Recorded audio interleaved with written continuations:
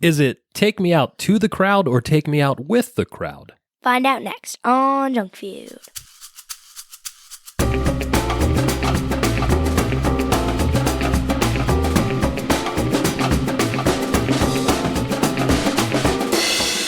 Oh, yeah. Welcome to Junk Feud, the podcast about junk food, where we rate and review mystery treats to determine which one will be the undisputed champion of snacks.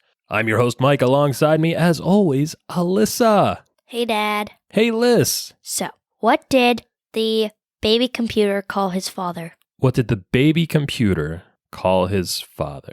I don't know. Data. Data? Oh, like data. All right. Well, that's not too bad. Not too shabby. Yeah, that's pretty good. That was a dad joke, a joke you tell to your dad. If you'd like to submit a dad joke for Alyssa to tell me on the show, you can send it in to us via Twitter at junkfeudpod or via email to junkfeudpod@gmail.com. Liz. Yeah. Welcome back once again to the world's yeetest podcast. Welcome back. And boy howdy, have we got quite the show for you today. Mm-hmm. That's a fun thing to say, isn't it? Boy howdy. Oh, goodness. Boy howdy.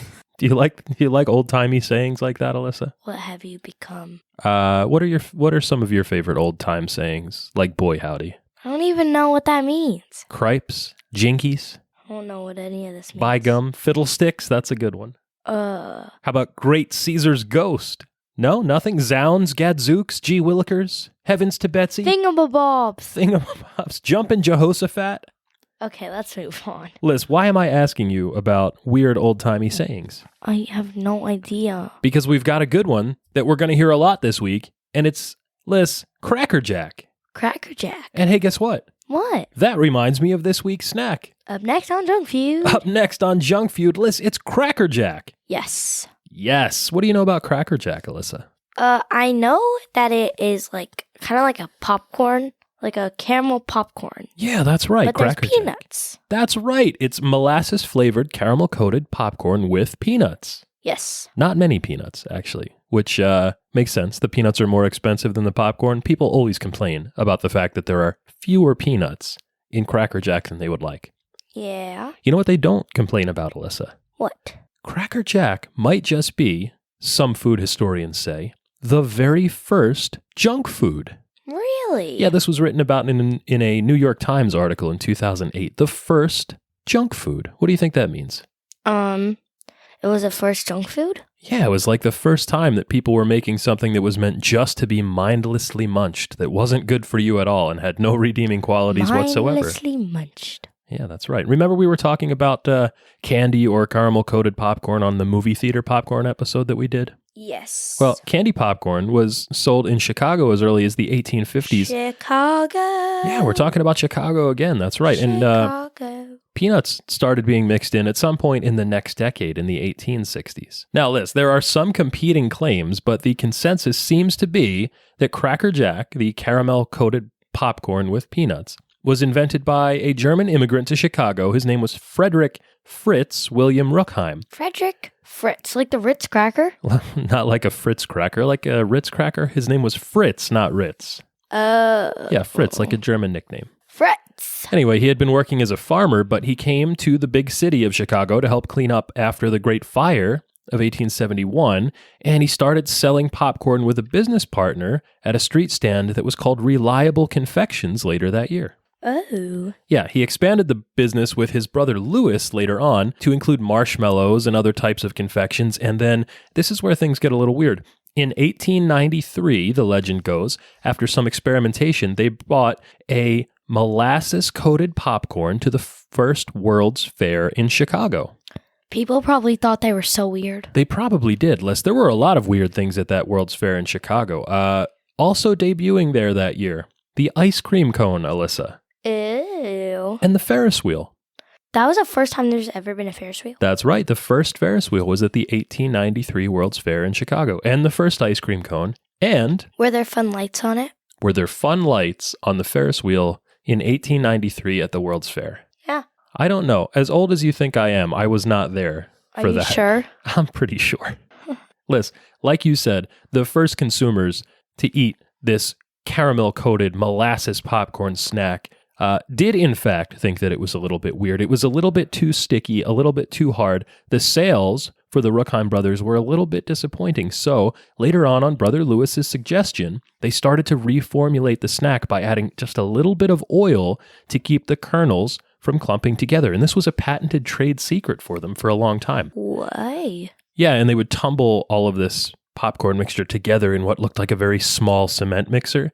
And then they re-debuted the snack about 3 years later in 1896. Have you seen those like little protein shake blenders? I have, like the things that have the little wire ball in them, blender bottles, like those? No, like Oh. they've actually come up with like a tiny blender.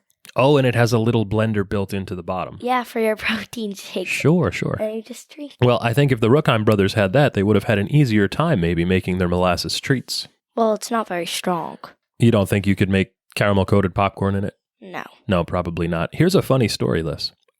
Although this is the accepted founding myth for the Cracker Jack Company, and it was perpetuated by the Borden Corporation after they bought out Cracker Jack in the 1960s, there is no written evidence that this ever happened, actually. Why? There's no evidence that the brothers ever went to the World's Fair, that they brought their snack with them. And in fact, for like the 60 years after it happened, before they sold out to the Borden Company, Cracker Jack never mentioned it in any of their archival documentation at all. It just seems to be a story that popped up out of nowhere and everybody just accepted as the truth. Oh. Yeah, it's kind of weird. Liz, what else was going on in 1893 besides the World's Fair? Edison built the first movie studio in West Orange. Yeah, right here in West Orange, New Jersey, Thomas Edison built his first movie studio. We talked last week about his kinetoscope, didn't we? Yes. The first college basketball game was played by Vanderbilt University. They played against a local YMCA. YMCA. Very good. I knew you were going to do that. Are you sure? I'm sure. Do you know what I'm going to do next? No. ACMY. All right. Well, I guess I should have known that was coming. Auburn beat Alabama in the first Iron Bowl. Sweet home Alabama. Very good. And what are you going to do next? Alabama home sweet. There it was. The big Mormon temple in Salt Lake City was dedicated in 1893, Alyssa. It took them 40 years to build it. Salt Lake City. There is no song for Salt Lake City, is there? There actually is. Is there? It's like in the States song on YouTube. Oh, sure. I don't think that counts. They say it cool, and they're like, Salt Lake City. Ask Gio. Ask Gio about the Salt Lake City State song? Yes, I'll he be used sure to to play do it that. for me all the time. Well, do you think he knows that in 1893, cream of wheat was invented, Alyssa? Cream of wheat. Have you ever had cream of wheat? No. It's a hot breakfast cereal. It's kind of like oatmeal, but not exactly. It's I was just about to say oatmeal. It's kind of gritty. Gritty. Gritty, yeah, like the Flyers mascot. That's what I was just about to say. I knew you were. Also, Liz, 1893, Gummo Marx, the fourth Marx brother, was born, and Tchaikovsky, the composer, died. Oh. Very sad. Liz, we talked about this at the top of the show. The name Cracker Jack. It's kind of funny, right? Yeah. Cracker Jack. Cracker Jack, yeah. Cracker So Jack. why is this Cracker Jack. snack called Cracker Jack, and what does that mean, Liz? Well, what does it mean, Dad? Well, at the time, Cracker Jack was slang just for something good, something excellent. Like, that's it. Oh. Yeah, it comes probably from the word cracker, meaning someone or something that cracks, like a firecracker. Like my back? Yeah, like your back is a cracker, sure. Oh. But that's actually, that kind of tracks with like... What about my toes? Ew. Yes, also that, I guess. And like my fingers? Uh-huh. Anything else? And my knees? Any other gross stuff you want to bring up right now? Can you make your nose crack? No, can you? I think I probably can. Ew! How about that? I want to try. Can't do it. Do you know there's a trick you can do where you can pretend to crack your nose by putting your fingernail up against your teeth and then doing that? Yeah, that's like an old trick that somebody that said the word Cracker Jack legitimately, unironically in the time probably would have taught you. Oh. Yeah, and then... Like Poppy? Maybe, yeah, sure. So like cracker was, slang for something that would crack, that was pretty cool, that was like cracking, and Jack was slang for a person. So a Cracker Jack was someone or something of excellent quality, someone that was sharp, something that was clear. Liz, this was like the 1890s equivalent of saying that something was lit, fam. Lit fam? Lit fam. Dad, you're right. just mid. Well, Cracker Jacks certainly were not mid, and the Ruckheim brothers knew that. And here's another story, Liz. They were testing their product with salespeople, or, although the Chicago Daily Tribune claims that this was a company foreman and not a salesman, in 1896, when we said they re-debuted, one of them exclaimed after eating it, "That's a Cracker Jack." That's a Cracker Jack. And the name stuck. And at least, again, that's the legend. just like with the World's Fair story, there is also no evidence that this ever happened either. And in fact, I thought Cracker Jack before this uh-huh. was a like one of those peanut butter snacks. They like pull out of the packaging and they're like little circles like Ritz filled with peanut butter. Oh, you thought a Cracker Jack was a peanut butter cracker? Yeah. Oh, I guess that makes sense. It's not at all, not even close, but I could see how you might make that mistake. Yeah. Liz. What? The Ruckheim brothers probably did not make any mistakes. They were shrewd business people and marketers, and it's more likely than the salesperson or foreman story that they just tried to capitalize on the slang of the time and associated their product with a word that people like to use, which was Cracker Jack, and then, to be sure, they trademarked it. As Cracker Jack? As Cracker Jack, that's right. The registered trademark of the Cracker Jack Company. You know who seems like they would say Cracker Jack? Who's that? The dwarfs. The dwarfs. From Snow White. Snow White and the Seven Dwarfs. Oh, because your mug of water that you have on the table here in the studio has Grumpy the Dwarf on it. It's just like, they seem like someone that would say that. They'd be like, hey, Snow White, you're a Cracker Jack. Like something like that. You're a Cracker Jack. Well, Liz, What? there's an interesting bit of an anachronism here as well. The term Cracker Jack, because it's associated with the junk food, came to mean something else. It started to stand in for a person wearing a naval or a sailor's uniform because, Liz, the mascot for Cracker Jack snacks is a little boy named Sailor Jack. Oh. See, this is Sailor Jack right here. Ooh, the puppy's cute. Yeah, according to legend, Sailor Jack is a small child who was modeled after Fritz Ruckheim's grandson, Robert. Oh. Yeah, it's actually kind of a sad story. Poor Robert. Robert died of pneumonia at just 8 years old. Pneumonia, yeah. That was like, back then, people like died of all sorts of stuff all the time. What's pneumonia? Pneumonia is when there is an infection in your lungs. Why do I feel like you had that? You think I had pneumonia? Yeah. No, I've never had pneumonia as far as I know. Did I have it? Did you have pneumonia? I think you actually did once when you were younger. That's who I was thinking of, because I was like, in school, someone was talking about pneumonia, like a teacher, and I was like, either me or my dad had that. I cannot remember. Yeah, pneumonia is treatable now, much more than it was in the past. A long time ago, if you Was it treatable when I was little? Oh, yeah, of course. You got treatment for it. I mean, if you were an 8-year-old in the 1890s, probably your luck was not as good as it would be today, or like if you were elderly. Like a 9% chance Yeah. of survival. Sailor Jack was not the original mascot for the Cracker Jack Company or for the snack. It was, in fact, a pair of bears that would ride bicycles and climb trees and do funny things like that. Oh, like the Bears. Yeah, kind of like the 3 Bears, except there were only 2. Sailor Jack, however, had a little bit more emotional attachment to the founders, the Ruckheim brothers. And in fact, Fritz has an etching of the Sailor Jack mascot on his tombstone where he's buried. That's kind of weird. Do you notice on the box here next to Sailor Jack, there's also another mascot? What is it? A dog. A dog. It's a little dog whose name is Bingo. Dogs. And the legend here is that Bingo was modeled after a stray dog named Russell, who was adopted by a guy named Henry Gottlieb Eckstein. Eckstein? Yeah, he was a partner of the Ruckheim brothers because he invented the triple-sealed wax box that the Cracker Jacks were sold in. Oh. Yeah, you can see here the box is red, white, and blue. It's got stars and stripes. That color scheme, that patriotic color scheme, was chosen because the company, being mostly German immigrants, was having some issues with anti-German sentiment during the war. And aren't they baseball snacks? Yeah, sure. We're going to get to that. And baseball is associated with patriotism and America and apple pie and all of that other stuff, right? And block parties.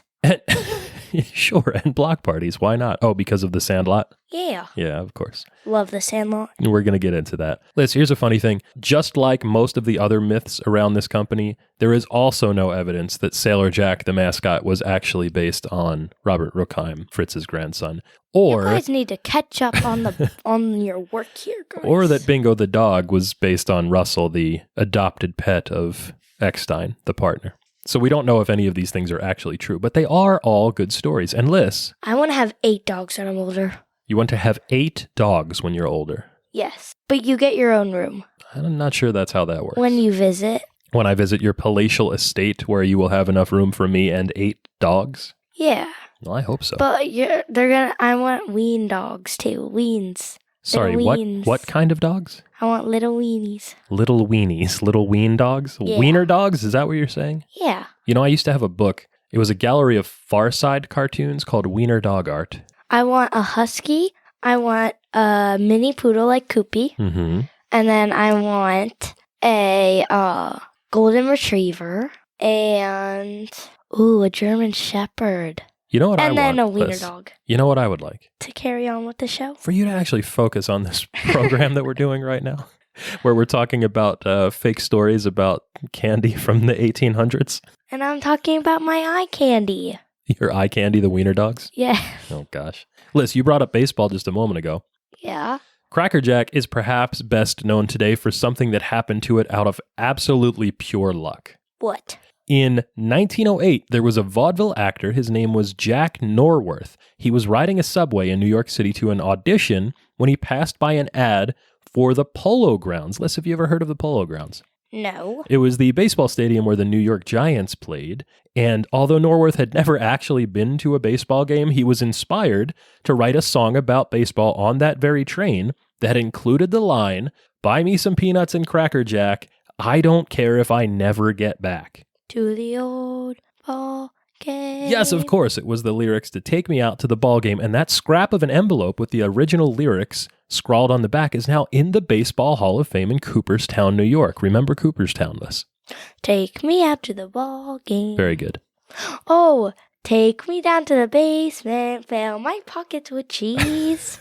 I have a note on that in the show. You have to wait. Oh my gosh, spoiler. I can't. It's just coming to my mind now. Liz, Norworth didn't actually know anything about baseball. He also didn't know anything about Cracker Jacks other than the fact that he knew they were sold at baseball stadiums. He only put the snack in the lyric because it rhymed with the next line. So what he did was, after his audition, he went to a friend named Albert von Teiser and he sang him the lyrics. Albert von Teiser. That's right. And von Teiser composed some music around it, and the song became a surprise hit that year. And this wasn't like a one-hit wonder thing for Norworth. He wrote more than 2,500 songs in his career. Holy moly. Yeah, he was prolific. Liz, Ole guacamole. here's the thing, though. It was almost like 25 years later. It wasn't until 1934 that Take Me Out to the Ball Game was played for the first time at an actual ball game. It was a high school baseball game in Los Angeles. And then later that year. For the first time in forever. Yeah, for the first time ever.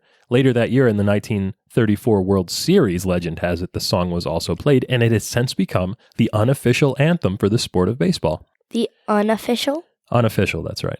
I know the official. What's the official anthem of the sport of baseball? The anthem. The national anthem? Yes. Sure, I think it's like the official anthem of the nation. Of like everything. And that's right, it's played at baseball games. Liz, when is Take Me Out to the Ball Game played at baseball games? We know the national anthem is before the first pitch. At halftime. At halftime? What is Is there halftime at baseball games now? What do you mean? And that's at halftime. It's at halftime? 4 out of the 8 quarters. Oh boy.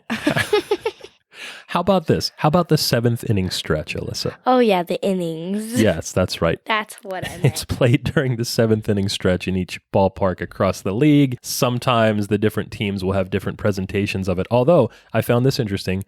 Philadelphia Phillies radio broadcaster Larry Anderson, old LA, thinks it's stupid. Trey Anderson? No, not Trey Anderson. Larry Anderson. Oh. Yeah, LA thinks it's stupid to sing Take Me Out to the Ball Game when you are already at a ball game. And he said whoever was the first person to do that must have been a real moron. Oh. Liz, have you ever heard of Harry Carey? Harry Carey. Hey, wait a minute. Hey, wait a minute. Yeah, you don't know who that is. You're just repeating what I said. Yes, I am. Harry Carey was famously an announcer for the Chicago Cubs, and before that the White Sox, who since 1971 had made it a tradition of singing Take Me Out to the Ball Game from the press box. Just to annoy LA? Well, he wasn't with Larry Anderson at the time, but it was to annoy the other people in the press box with him because he knew he was a bad singer. And he said the only reason he did this was because it was the only song that he knew the words to. And his boss at the White Sox secretly put a microphone in the press box for him and turned on the public address system and let him sing to the crowd, and everybody thought it was great. And then they did it at every game past that. To the crowd? Yeah, that's right. Like the entire stadium? The entire stadium. Take me out to the ball game. Well, that's actually not too far off of how Harry Carey sounded. Do it, Dad. Well, he talked kind of like this. Actually, that's how Will Ferrell really talked. God like this. That's how Will Ferrell talked when he was doing an impression of Harry Carey on Saturday Night Live. It was very funny. Hey, Dorm. What the heck? Yeah, it was very silly. Liz, the song that we sing Take Me Out to the Ball Game in the 7th inning stretch, is just the chorus of a longer version that Norworth wrote that was describing a girl named Katie Casey who had baseball fever and wanted her boyfriend to take her to a baseball game on a Saturday afternoon. Now What is baseball fever? It's when you like really love baseball so much that you can't stop thinking about it. It's not an actual fever. It's not like baseball pneumonia. Huh? Also not a real thing. Just kidding. Listen. JK! This is from the original 1908 lyrics, which are now in the public domain, and they have some other oddities. Here's some weird stuff, Liz. Go. So there are some weird little oddities in the lyrics, like the line, take me out to the ball game, but then take me out with the crowd instead of take me out to the crowd. I guess it makes sense, but it's sort of out of context. It would have been more symmetrical to the previous line if they used the same letter. And then also, I don't care if I never get back, which is a double negative, although I think grammatically it still makes sense. What do you think? I guess so. I guess so too. And the song has endured through popular culture. Obviously, it was featured in a 1927 movie of the same name. It was sung by Gene Kelly and Frank Sinatra. Hello.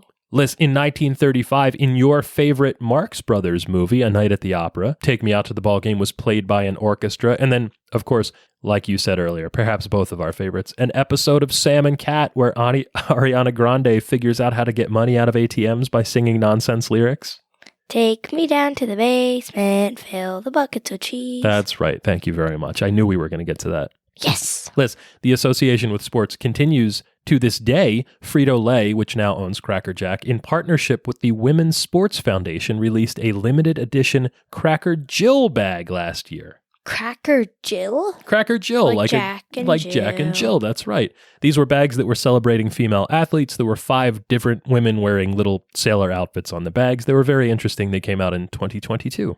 Oh. Liz, do you know any other baseball songs besides Take Me Out to the Ball Game? No. Well, let's see. There's Center Field by John Fogerty. That's a famous one. Oh. Tequila. Da, da, da, da, da, da, da.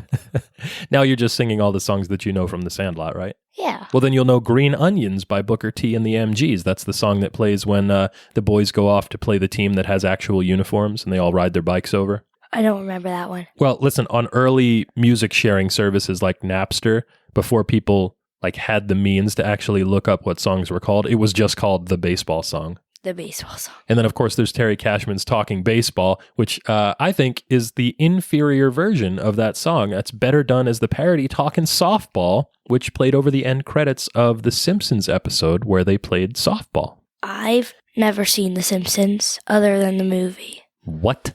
Yeah. Well, guess what we're going to watch right after this? Nothing? The Talking Softball episode of The Simpsons. The Simpsons? Yeah, let's... Oh, all I know is the ha ha. Of course. You just know whatever the meme is, right? How about Glory Days by Bruce Springsteen? You know that one? That's kind of tangentially about baseball. No. Liz, you know what baseball is, right? Although so far you've told me you don't know any of the songs about it. You thought there were 8 quarters in baseball and a halftime. Well, there are 8 quarters. They're just called periods. Wow. No, there are 9 innings. There are no periods or quarters. That's what I meant. I meant innings. Uh-huh.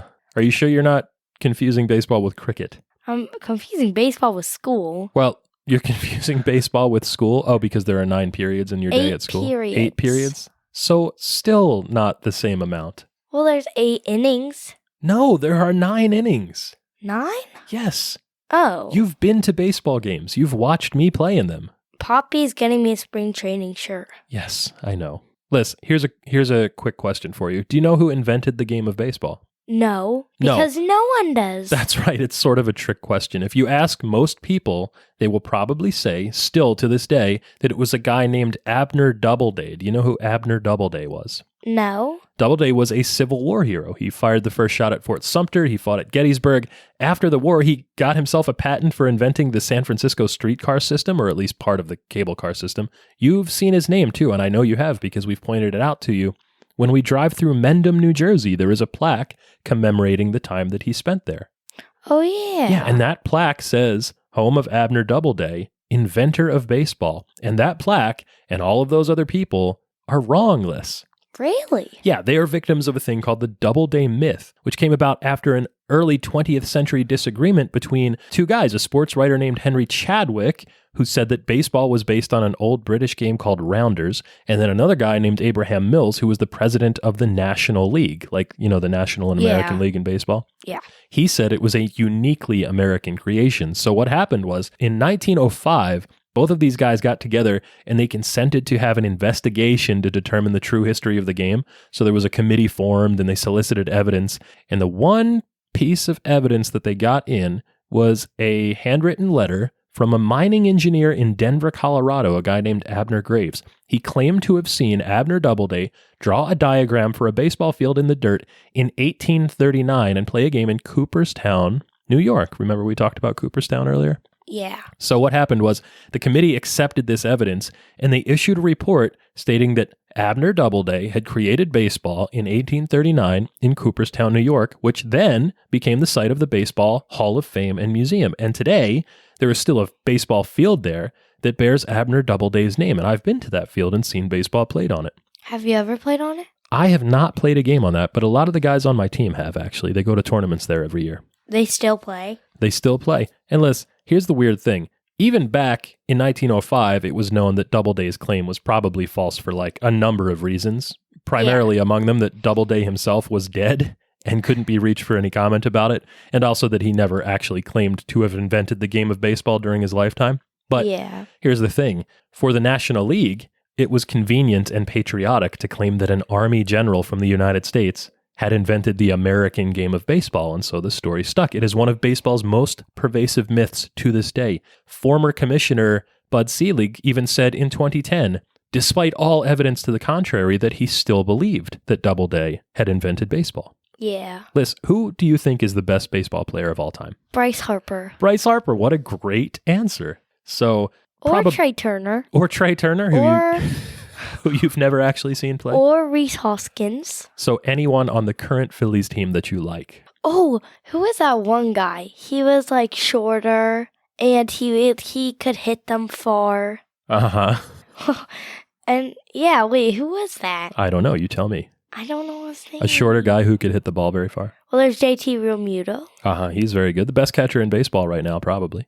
Oh, so I just named 5 people. You named 5 current players. So all time, you think that the best players in baseball is Bryce Harper and then some other current Philadelphia Phillies. No, but the best is Bryce Harper. The best of all time is Bryce Harper? Maybe not of all time. Maybe like of last year. Of last year, sure. And then Babe Ruth, probably. Babe Ruth. So that, I would say, is a very good guess. A close second. A close second is Bryce Harper? No, Bryce Harper's first. Oh, Babe Ruth is a close second to Bryce Harper. Sure. So most people, I think, Liz, would probably say some combination of Babe Ruth, Willie Mays, or Barry Bonds. Yeah. Yeah. How do you judge who the best baseball player of all time is? I mean, you just said... if they play on the Phillies. person on a team that you like, that you happen to like. Yes. So there's this thing called WAR, Alyssa? Yes. Wins above replacement based on how much production and value to a team a replacement level player might provide. So like your absolute standard baseline player, and then how much better another player is above what that replacement player might be. Yeah. What do you think about the Hall of Fame, Alyssa? Well, technically I didn't know what that was until you brought it up. Until just now, sure. Yeah. So you have no insight into the peak versus longevity argument for the Hall of Fame? No. So I will tell you this, Alyssa. I am a big hall guy. Hall guy. Do you know what that means? No. So there are small hall people and big hall people. Big hall people means that you think that a lot of people should be in the Hall of Fame because it's a Hall of Fame. And small hall people think that the club, the Hall of Fame, should be so exclusive that only the absolute best players of all time, judged against each other, should be in there. Does that make sense? Yeah. Yeah. So I'm a big hall guy, which means I want to see guys like Bo Jackson in the Hall of Fame, even though I know he's not good enough to be in. But he was famous, and I liked watching him play. So I'd put him in. Deion Sanders, somebody like that, famous for playing two sports. Would you put Bryce Harper in there? I think when Bryce Harper's career is all finished, that yes, he will probably go into the Hall of Fame. Really? Yeah, for sure. What about JT Realmuto? JT Realmuto, there's a good chance that if he plays for a long time and does really, really well, he'll be in the Hall of Fame. Hoskins? Rhys Hoskins is probably not going to make the cut if I had to guess. He'd have to really, really come on strong the next 10 years. What about that one guy on the Cubs? He's really good. That one guy on the Cubs who's really good. I don't know anybody on the Cubs right now that's really good. All I know is he's really good. He looks like Mbappe. He looks like Kylian Mbappe, and he's on the Cubs? Yeah. I have no idea. If you know who's on the Chicago Cubs and looks like soccer player Kylian Mbappe, you can tweet at us at Junk Feud Pod. Liz. Yes. So all that discussion about who the best players of all time are, Yeah. there are lots of people that will talk about the best players of all time and who they are and how they judge them and whether or not they should be in the Hall of Fame, whether you're a big hall or a small hall person. Fangraphs, your Uncle Matt's favorite website, says it's in this order: Babe Ruth, Barry Bonds, and Willie Mays. Baseball Reference also says Babe Ruth, Barry Bonds, and Willie Mays. The Athletic, a sports magazine, says Willie Mays first, then Babe Ruth, then Barry Bonds. Baseball Almanac says Ruth, Mays, and then Ty Cobb, and they don't have Barry Bonds on their list at all. Do you know why that is? No. Well, a lot of people don't like Barry Bonds, especially sports writers, because he was very mean to them over the course of his career, but also because Barry Bonds was associated with performance-enhancing drugs. Do you know what those are? No. Steroids and other medicines that you can take to make you stronger. Oh. Yeah, there was a steroid scandal in the late 1990s in baseball that Barry Bonds was embroiled in, and a lot of people are still really sour about that and think that anybody that took steroids or was involved with using performance-enhancing drugs shouldn't be in the Hall of Fame and can't be judged as the best players of all time. Oh. What's it called? Isn't that like banned from WWE? That's a good question. I don't know for sure right now. They do have a drug policy. I'm pretty sure that some types of performance-enhancing drugs are on that list, yeah. Okay. So anyway, also the Bleacher Report says it's Ruth and then Mays and then Bonds. ESPN says Ruth, Mays, and then Hank Aaron. I have no idea who that is. Hank Aaron was, until Barry Bonds broke his record, the home run king of all time. He broke Babe Ruth's record. Oh. Hank Aaron hit 755 home runs in his career. Bryce Harper's coming for that record. You think so? Yes. He's got a long way to climb, I think, Liz. What is he at? Like 15? He has more than 15. I think he hit either 200 or 300 recently. I don't recall. Liz, while we're talking about Bryce Harper, who you think is the best baseball player of all time, let's do a quick Mount Crunchmore of baseball players. Who are your top 4 baseball players of all time? Bryce Harper. Bryce Harper, number 1. Babe Ruth. Babe Ruth, number 2. Wow, nice. Rhys Hoskins. Rhys Hoskins. Big jump from Ruth to Hoskins.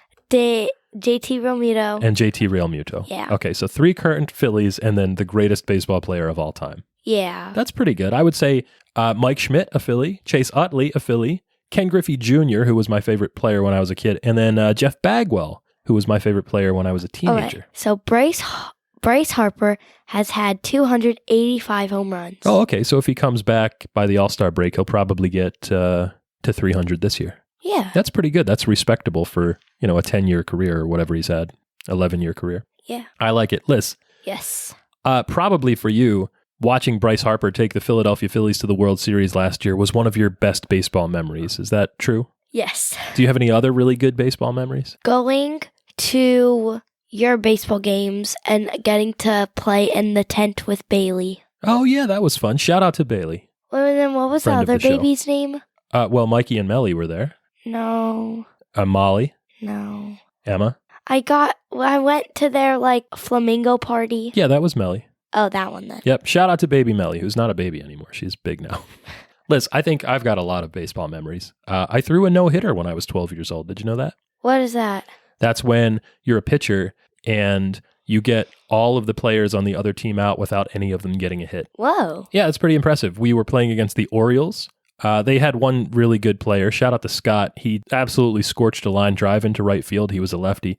And we had a player out there named Sean who had not made many spectacular plays that year, but he caught that ball on the fly. And it might have been the only ball that he did catch that year. I still have that game ball, Liz. Where? It's in a drawer somewhere. Oh. Obviously, big baseball memory for me, the Phillies winning the World Series in 2008. You were not yet born, Alyssa. Yes, I was. In 2008? Yes. How sure are you about that? 2 years off. Yeah. You don't even know what year you were born? Yes, I do. You're having a rough night, kid. No, I know that. I just know that I could feel the excitement, even though I wasn't even produced yet. Of course, produced yet. That's an interesting way to say it. Liz, Created. in 2008, the Phillies won the World Series. I was so excited about that because I was there. You were there? I was there. The Philadelphia Phillies won the 2008 World Series in 5 games against the Tampa Bay Rays. But you went all the way out to San Francisco? No. First of all, I said Tampa Bay. Oh. And second of all, it was in Philadelphia when they won because they won in 5 games, but game 5 had to be played twice because on the night that they played game 5, it rained and they had to postpone the game. Now, here's an interesting thing that happened. I wasn't at that game. I was not at game 5, part 1, but my friend Dave, shout out to Dave, had a client who had tickets to the game and had to leave town and couldn't go back for game 5, part 2. So he gave Dave the tickets and he called me and asked if I would meet him there and go to the game. And so I immediately left work, drove straight down to his place in Germantown, picked him up. We went over to the game. The Phillies won. Pat Burrell doubled off the wall in center field. We lost our minds. It was freezing cold. It was the best feeling driving home through that city, hearing the people out in the streets just reveling all night. It was amazing. Wait, Dad. Yeah, bud. What was the World Series? It was in California, and then there was like an earthquake. Oh, the 1988 World Series in Los Angeles. Yeah, My teacher was there. Your teacher was there at the 88 World Series in LA? Mm-hmm. For the earthquake? Yeah. And Oral Hershiser? Yes. Wow. Because she was born in California, so when her team made it to the World Series, she was like, oh my gosh, I have to go. And then that's how she explained it to us. Oh, yeah, that's exciting for sure. It was like a bridge fall down, she said. Oh, yeah, there was all sorts of crazy stuff going on. It was wild. Yeah. Liz. What? Let's skip ahead a little bit because I want to talk about the other big association that Cracker Jack has, not just baseball. Baseball is probably number 1. Number 2, Alyssa, what do you think it is? I don't know because you just skipped ahead really quickly. It's the prize in the box of Cracker Jacks. There's a prize? Well, there's not anymore, but there used to be. Here's how that happened. In 1910, the Ruckheim started putting little coupons in the boxes of Cracker Jacks that you could trade in for certain consumer goods like cups and bowls and things that you could use around the house. But soon they realized that it was mostly children that were eating their treats. So they pivoted a little bit and they started providing their vendors with little trinkets that could be given away with purchases. And then in 1912, they started putting little toy surprises in every box. It was usually a little bit of a, mystery novelty item like a small plastic knickknack or a doodad, like a decoder ring or a little plasticine figure. Sometimes they had these little die-cast metal pieces. They were made by, in some cases, a company called Tootsie Toy, which made the game tokens for Monopoly, the board game list. Wait, do you have any of those? Do I have any Cracker Jack prizes? Yeah. Well, I don't have any good ones. I mean, I probably in this little bin behind us in the playroom here have some old junk that I got out of a Cracker Jack box because the types and quality of prizes kind of declined over the years. And by the time I was young and eating Cracker Jacks, there was not much that was good left inside. What was your probably best one? Probably just like a little plastic toy, like a little spinning top or something like that. Oh. The really good toys were some of the original ones that were made in Japan and Germany and Taiwan. And of course, that became problematic during wartime too. The original tagline for the Cracker Jack treat, Alyssa, in 1896 was, the more you eat, the more you want. And then later it was switched to candy-coated popcorn, peanuts, and a prize in every box.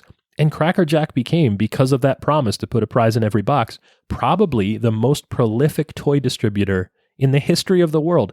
They sent out an estimated 24 billion prizes in boxes of Cracker Jacks over the life of the company. I thought you were going to say $24 billion. I would have went right there to get it. Yeah, I don't think they were giving away cold hard cash. Well, here's hard cash. Sheesh, yeah. Cash. Yeah. Kesha. Liz. What? Here's what happened when you asked just a moment ago, are there still prizes in the box? So the Cracker Jack company was sold to Borden's in the 60s. It was sold again to Frito-Lay in 1997. And the prizes, which used to be, like I said, little trinkets, little pieces of plastic, toys, games, things like that, became little pieces of paper that had like games or foldables on them. And then as a cost-cutting measure, smaller things like temporary tattoos. And then the prizes in the box were discontinued completely in 2016 when the company switched instead to digital codes that were redeemable for like, I don't even know what. It was probably a scam to collect user data and try to monetize consumers instead of actually giving them something that they thought was of value. Oh. And you could tell that this was happening because they switched the tagline on the box. It used to be caramel-coated popcorn, peanuts, and a prize in every box, and then it was just caramel-coated popcorn and peanuts, period. No more reference to a prize. Ugh. people were not pleased, as expected. Listen, when I was a kid and we would get Cracker Jacks, I used to open the box from the bottom to get the prize first because it would settle there during the shipping. Yeah, and it's ironic. The only way to get a prize after 2016 was to buy a can of Cracker Jack flavored Pepsi, Alyssa, in 2021. Have you ever gotten that? I didn't even know this existed in 2021. I probably would have tried it. But on those cans, you could peel off one of 4 temporary tattoos that were on the side of the can. Oh, I want to get that. That would be pretty neat, wouldn't it? I have so many temporary tattoos just laying around. Do you have any of baseball temporary tattoos? Probably do, actually. You probably do. Liz, What? if you were lucky in 1914 or 1915, you could have gotten baseball cards out of boxes of Cracker Jacks because those were the prizes inside. Cards. Oh, well, I wish we had some of these. Liz, the 1914 and 1915 sets of Cracker Jack baseball cards are some of the most valuable in history. If you have authenticated sets, they can be valued in the hundreds of thousands of dollars. Oh, yeah, I bet you did want that. I sure did. There are cards of Christy Mathewson. That's the most valuable one. And Ty Cobb, who we talked about earlier. And then Shoeless Joe Jackson. These are the most sought after by collectors. That's crazy. There were 144 cards in the 1914 set, 176 in the 1915 set. They were printing between like 10 and 15 million of each card. But here's the thing. Not a lot of those survived because they were packed directly in with the candied popcorn and peanuts. So today, there are very, very few that are actually around and in good condition. That's upsetting. It is upsetting, and that's what happened with a lot of old baseball cards. There were many of them printed, but not many of them survived because they were, not seen at the time to have much value, so people didn't hold on to them. Yeah. But people now recognize the value of the Cracker Jack toys and prizes. There is a very robust collector community around. It's called the Cracker Jack Collectors Association. Liz, they have an annual convention every year. Really? Yeah, where people just get together and talk about and swap and trade and buy and sell Cracker Jack prizes. And in fact, there are entire books that are written, including one called Cracker Jack Toys, the complete unofficial guide for collectors by Larry White, which is probably, as far as we can tell, the most complete tome on the subject. You should go to one of those. You know what? I actually might, if I am in a place and there's one going on. I would like to see what some of this stuff is, because it really is fascinating. And in fact, history has not forgotten Cracker Jacks or prizes. There are many popular cultural references to them over the years as well. In 1961, Alyssa, in the movie Breakfast at Tiffany's, the main character Holly Golightly gets a Cracker Jack ring engraved at Tiffany's jeweler in New York City. We've walked right past it. Yeah. In Spaceballs, List, the movie, Yogurt tells Lone Star that the magical Schwartz ring that he gave him was from a box of Cracker Jack. How come all of these old movies have the weirdest character names? Well, Spaceballs was a parody of Star Wars, so Yogurt is Yoda and Lone Star is Luke Skywalker. Oh. Yeah, like that. Holly Golightly is kind of a weird name, though, in Breakfast at Tiffany's. Holly Golightly. And here's one that Mom would recognize on the show One Tree Hill, which your mother watched for many years, many more than that show should have been running for. The characters Nathan and Haley bonded over a prize in a box of Cracker Jacks. Meatloaf. Yeah, Meatloaf sang a song called 2 Out of 3 Ain't Bad, and in that there was a line that said, "There ain't no Coupe de Ville hiding at the bottom of a Cracker Jack box." What are these names? Meatloaf was a singer. Meatloaf? Yeah, Meatloaf. That's my food. He was a good singer, too. And it was ironic that he said that there was no Coupe de Ville hiding at the bottom of a Cracker Jack box, because at one time, the pewter cars that were similar to the Monopoly car tokens at the bottom of the box were actually in there, made by the Tootsie Toy Company. Tootsie Toy Company. Tootsie Toy Company. And that's my favorite anecdote about Cracker Jack toys, Liz. Yeah? Yeah. And what do you think's coming up next? I have a pretty strong guess. What is it? Alyssa reads the ingredients. My favorite part of the show, Alyssa reads the ingredients. Let's hear the ingredients in Cracker Jack. This is actually a short one. It's Yeah. a nice one. Okay. Sugar, corn syrup, popcorn, peanuts, molasses, salt, corn and or soybean oil, and soy lecithin. Yeah, there's really not much to this. It's sugar and popcorn and peanuts and more sugar and salt and a little bit of oil and a stabilizer. Yeah. All right, so speaking of, let's get down to the rules of the game, Liz. Yes. Junk Feud is a culinary clash to see which treat will be crowned the undisputed champion of snacks. It's a King of the Mountain style battle in which the reigning champ takes on a new challenger each week to see which snack reigns supreme. And Alyssa, Yeah. the reigning defending undisputed champion of snacks is... But to be a... Still, Butterbeer. Butterbeer is hanging on somehow. I don't believe it. It just barely survived the renewed challenge from This was the crazy. Junk Feud custom Oreo ID Oreos in the chew over last week. And then it just barely snuck by Thin Mints in a split decision. It was crazy this week. Liz, how many more defenses does Butterbeer have left in it? I have no idea. Well, there's at least one more because today we are trying Cracker Jack. Cracker Jack. Liz, we have the standard little cardboard triple wax sealed box of Cracker Jack with, I'll say it, Liz, it still says on the top of this box, prize inside.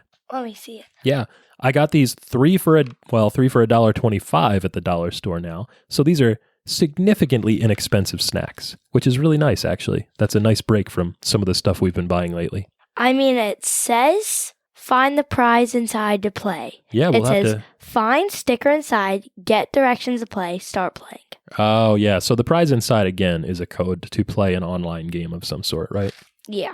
Well, we'll see about that. You know, these are the only Cracker Jacks there are now. There used to be some other configurations, but as far as I can tell, there's no other flavors or variations right now. There used to be a coconut crisp Cracker Jack all the way back in like 1901, I think. Oh. There were buffalo flavored Cracker Jacked snacks. Those were kind of a flop, and, you know, some others. And Liz, What?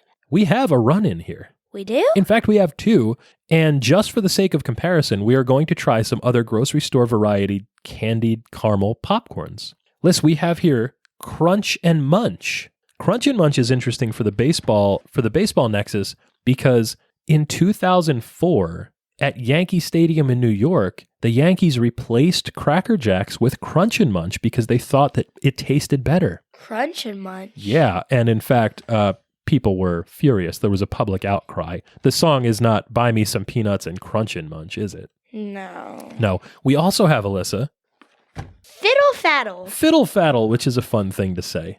I'm looking at the two boxes of Crunch and Munch and Fiddle Faddle together next to each other. My guess is that they are exactly the same thing inside just two different boxes. Yeah. Liz, the one thing I couldn't find that I wanted to try, which quite frankly I couldn't find because it doesn't exist anymore, was a caramel popcorn that I used to eat when I was a kid called Screaming Yellow Zonkers. Zonkers? Screaming Yellow Zonkers. So like, again, this is all old-timey language. Cracker Jack, Crunch and Munch, Fiddle Faddle, Screaming Yellow Zonkers. Great stuff. Fiddle Faddle. So let's just get down to it. It's crunch time. Crunch time. We rate our snacks using a tier list from sprinkles to fun dip. Sprinkles to fun dip. Snow snacks can be graded A, B, C, D, or F, with the very best treats earning the elusive S tier ranking.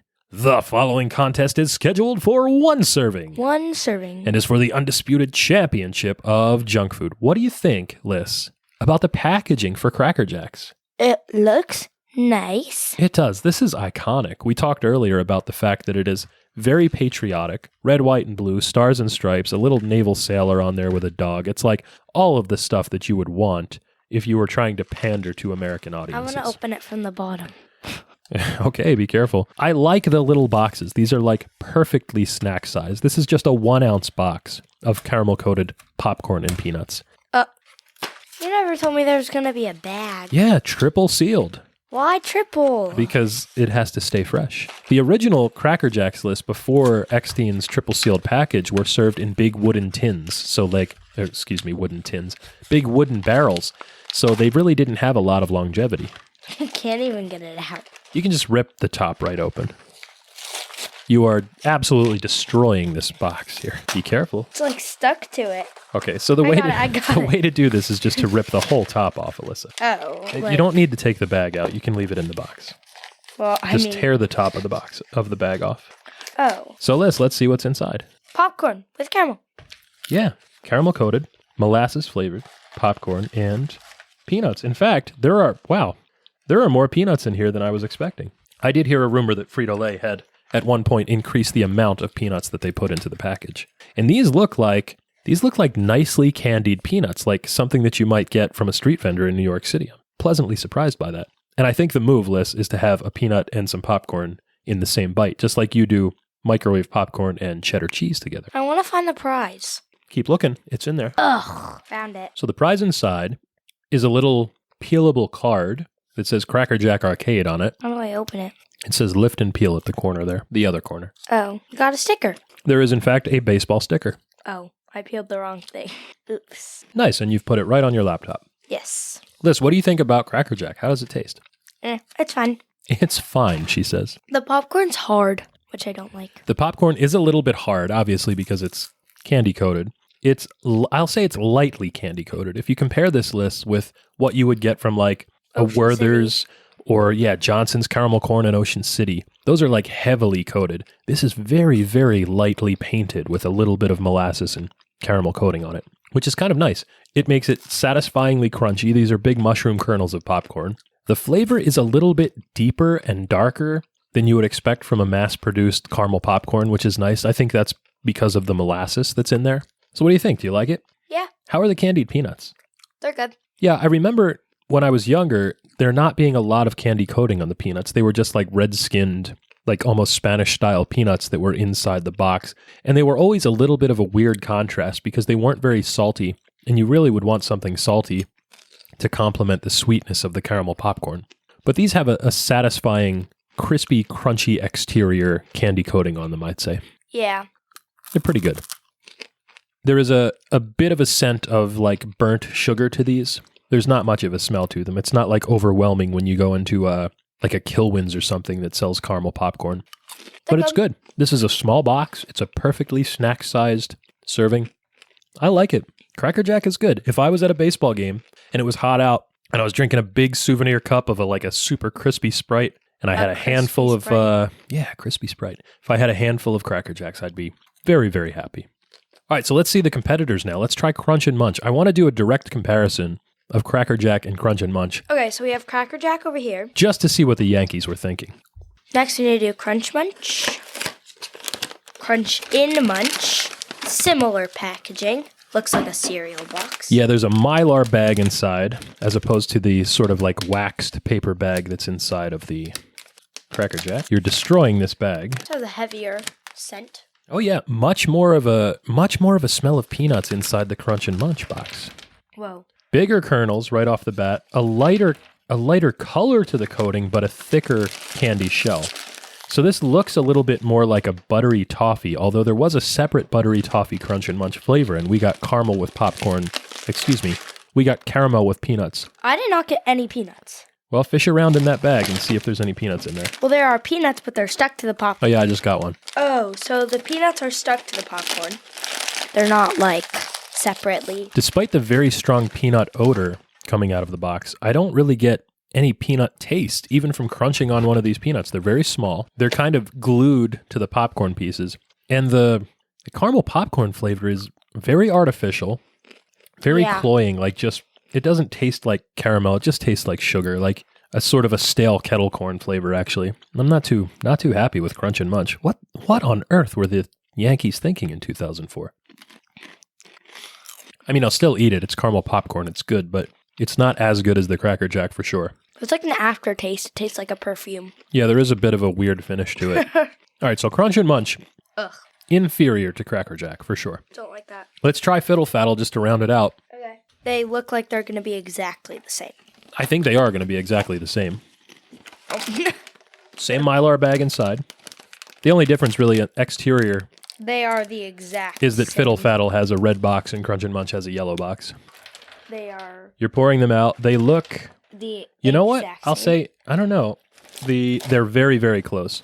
The Fiddle Faddle pieces look like they were slightly darker than the Crunch and Munch pieces. 3. Oh, wait, hold on. But that could just be production variation. 3, 2, 1. Oh, no, this is a different flavor.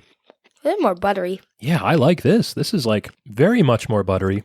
A little bit of almost like a vanilla to it. Yeah. Wow. Fiddle Faddle. Not bad. Pretty good, actually. And that's surprising because the Fiddle Faddle I also got at the dollar store for a big box. Oh, here's a peanut. I did not see a lot of peanuts in this. There's that a kernel. Anybody want a peanut? Oh, there's a peanut. So how was the peanut in the Fiddle Faddle? Doesn't taste like anything. Okay, so I'm going to rank mine. You're laying out the 3 different kernels on the table here. Yeah, let's do it. Let's hit the bliss point list. What do you think? What are your final thoughts on Cracker Jack, Crunch and Munch, and Fiddle Faddle? Okay, so I'm going to give Crunch and Munch. Oh, never mind. I'm going to give Cracker Jack like a B+. Oh, wow. That's a really good rating from you. And then The fiddle faddle, I'm going to give a B+ also, but just like it's a little lower. Okay. So slight variation on a B+. Yeah. And then the last one's just like a D. Crunch and Munch gets a D. Wow. Okay, so Tasted like a perfume I would get at Bath and Body Works. something that you might have on Alyssa's Candlecast? Mm-hmm. Gross. Liz, I will say for the deep caramel molasses flavor, the crunchy candy-coated peanuts, the nostalgic association with the game of baseball, Cracker Jack, you said B+. I'll say it's a B- for me. They're very good. They do exactly what they're supposed to be. B- I think is the right score for it. Above average snack, but not like out of this world. Fiddle Faddle, I would say slightly below that, C+, and then a D. What did you give Crunch and Munch, a D? I think a D, yeah. Yeah, I'll say a D+, the gentleman's F. Okay, so yeah, good scores all around. Pleasant surprise from Fiddle Faddle. Cracker Jack's better than I remembered, honestly. Well, better than I remember too, because I've never had it. Well, what do you think? How does it stack up against Butterbeer? No. No. That's a strong no. A good showing for the champ here, I think, which means, Liz, your winner. And still reigning, defending, undisputed champion of snacks and a return to form, Butterbeer. Butterbeer. Very good. Very good showing. This was fun. Liz, Yeah. no Oreo rule this week. Will it deep fry? Obviously. Yeah, actually, surprisingly or unsurprisingly enough, honestly, because again, it's the State Fair of Texas. In 2019, Liz, there was a stand that was selling deep fried Cracker Jack. You're not going to eat these, right? No, I'm not going to eat the junk that you put on the table. No, you can put them back in the box. Deep fried Cracker Jack, the top treat at the Texas State Fair in 2019, interestingly enough. Ugh, these were disgusting. And while you are filling that box, Liz, it's time to check out the back of the box, a weekly segment where we play a little game. This week's segment is, Alyssa... Off with their bread! Off with their bread. On Off with Their Bread, we discuss famous historical figures that were beheaded for treason. This week on Off with Their Bread, it is Mary, Queen of Scots. Yes. Liz, what do you know about Mary, Queen of Scots? I know nothing about her. We talked about this earlier. She was the Queen of Scotland. Yes, the Queen of the Scots. Here's what I, until today, knew about Mary, Queen of Scots, and it was all a Monty Python sketch. Liz, there was a Monty Python sketch that was also on one of their record albums. It was a sketch where there were two old hags. They were listening to a radio play called The Death of Mary, Queen of Scots, which was just someone coming out and saying, "Are you Mary, Queen of Scots?" And then she says, "I am." And then it's just... I am. Yeah, that's how it sounds. There's just 2 minutes of sound effects of her falling down and crying out in agony and being beaten. Yeah, it's great. Mary, Queen of Scots, also famous in recent memory because she was the subject of a 2018 movie starring Margot Robbie. Okay. Harley Quinn, Margot Robbie. Oh, yes. Oh, yeah. Harley. But historically, Mary, Queen of Scots, known as the subject of one of the most gruesome beheadings for treason of all time, Alyssa. Do you know how this went down? How? Well, she ascended to the throne of the Kingdom of Scotland at the age of 6 because her father, King James V, had died. And because she was so young, her mother sent her off to France to be trained. 10 years later, she married the man who would be King Francis II of France, but he died just about a year later of an ear infection. So Mary became... die from an ear infection? Yeah, if there's no medicine, you can die from anything. Chase had about 8 of those. I know, he calls them ear reflections. He does not like them at all. I know, he screams. Yeah, well, had this been way back when Mary, Queen of Scots was loping around, that would have been... He would have been gone. That would have been a wrap for the boy, but instead it was a wrap for King Francis, and so Mary went back to Scotland, but 3 years later, she was forced to abdicate the throne. She got caught up in some of the Catholic Protestant stuff. There were some shenanigans going on there. She escaped over to England because her cousin Elizabeth I was the Queen of England at the time, so she expected to be welcomed warmly. Guess what happened? What? Not that.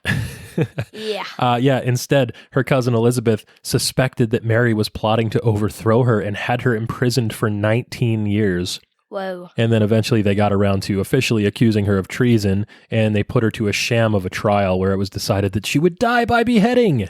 Yes. Yes, now here's the gross part. The Axeman at her execution was not very skilled, Liz, and on his first swing at her neck, he kind of missed a little bit. Oh my God. He hit her like mostly in the shoulder. And so he tried again, and that time he got most of the way through on the second swing, but her head was still left hanging on by like a little piece of gristle. And so Yeah, he had to take a third whack at it to sever it completely. It was really gross. And then, of course, he held her head up at the Fotheringay Castle to the crowd and yelled, "God save the Queen!" Wait, what does it even look like when you're beheaded? Your head is off. Are your eyes closed? Perhaps. Maybe not. Ew. Yeah, it's pretty nasty. In fact, there were stories that her lips were continuing to quiver for a good hour after her head had been removed. How does that work? Oh, there's nerves and synapses still firing even after the death of some people sometimes. It's really weird stuff. That's kind of scary. It is kind of scary, and it's also gross. And here's the worst part, Liz. Mary, Queen of Scots, had a little dog, and she smuggled the dog up to the execution station with her in the folds of her robes. And then when they were gathering up her clothes afterwards, the little dog popped out, and it was very confused, and everyone else was very confused as well, and nobody quite knew what to do, least of all the dog. And so he snuggled himself up in a puddle of Mary's blood next to her lifeless body. Yikes. Yeah, anyway, that was it for Mary, Queen of Scots.